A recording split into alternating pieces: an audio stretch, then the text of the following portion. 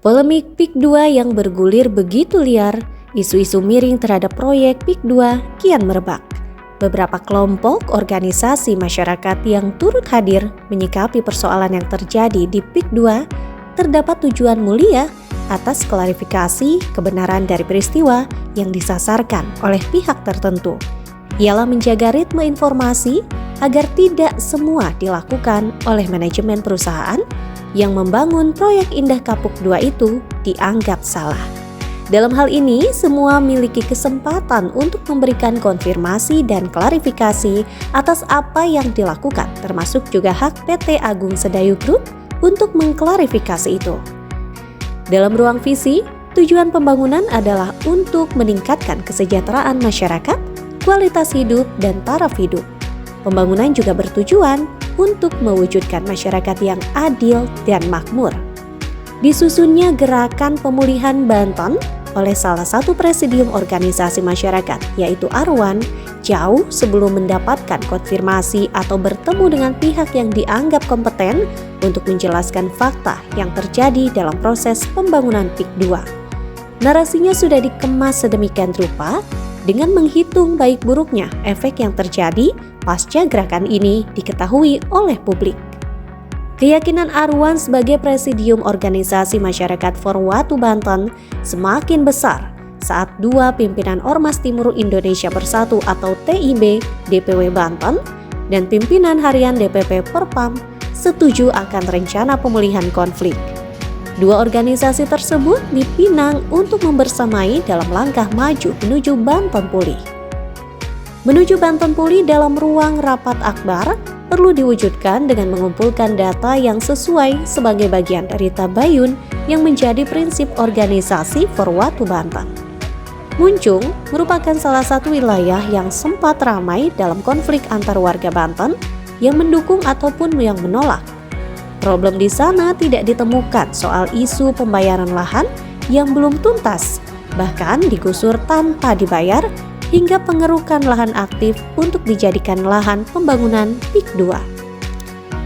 Semakin yakin saat rekan Gepirnas menjadi sumber informasi saat wilayah Tanara yang kondusif tanpa gangguan dalam pembangunan PIK 2. Pergerakan selanjutnya, Arwan beserta dua pimpinan organisasi masyarakat mendatangi Desa Kohot yang konon banyak masalah di sana. Namun, faktanya masalah yang terjadi murni dilakukan oleh oknum wilayah setempat.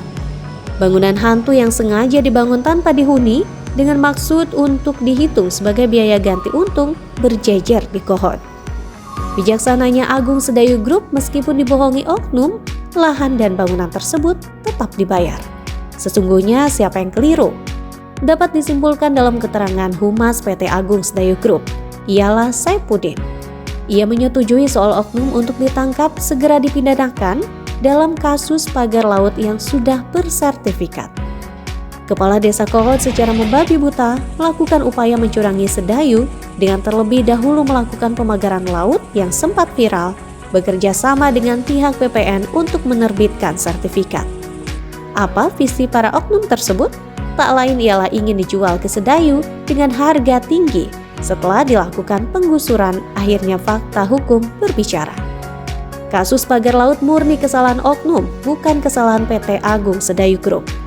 Dalam hal ini terdapat narasi yang turut menyudutkan pihak perusahaan pembangunan PIK 2 yang dituding merugikan masyarakat lokal. Faktanya, di lokasi PIK 2 banyak masyarakat lokal yang menerima manfaat. Bahkan diketahui banyak masyarakat yang justru terbantu dengan hadirnya PIK 2. Fakta yang ditemukan tidak sesuai dengan apa yang dituduhkan oleh pihak-pihak yang kontra terhadap PIK 2. Salah satu masyarakat lokal yaitu Rosadi membenarkan begitu banyak manfaat PIK 2 untuk warga lokal. Ia termasuk dari sekian banyak warga yang terbantu dengan adanya PIK 2. Dalam penuturannya, Rosadi menjelaskan kebermanfaatan PIK 2 untuk masyarakat lokal.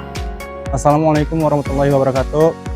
Perkenalkan, nama saya Rosadi, saya warga asli sini yang berdaerah di Teluk Naga RT 01 RW 02. Saya awal mula sebelum kerja di sini itu saya kerja di sebuah pabrik yang gajinya tahu sendirilah, pabrik di bawah UMR. Tapi pas setelah saya ngelamar di sini menjadi keamanan di sini, alhamdulillah gaji udah di atas UMR. Tahu sendiri UMR sekarang kan berapa? Dan untuk semenjak ada PIK ini warga sekitar lumayan terbantu, contoh pedagang kaki lima, terus warga sekitar pada kerja di taman seperti ini. Alhamdulillah kalau untuk gaji sih cukup untuk warga.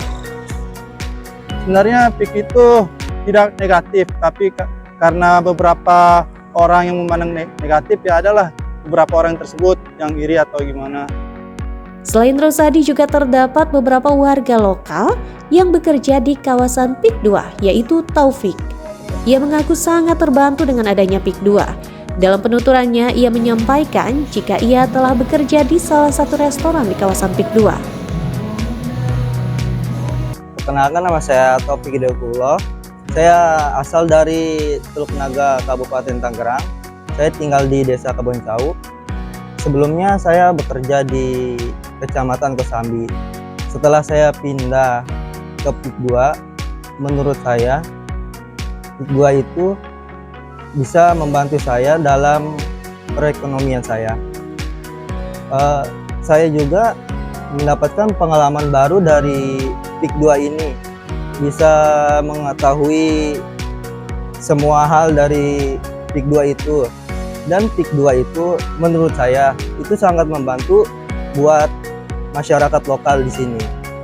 Masyarakat pribumi, ya menurut saya sih gitu.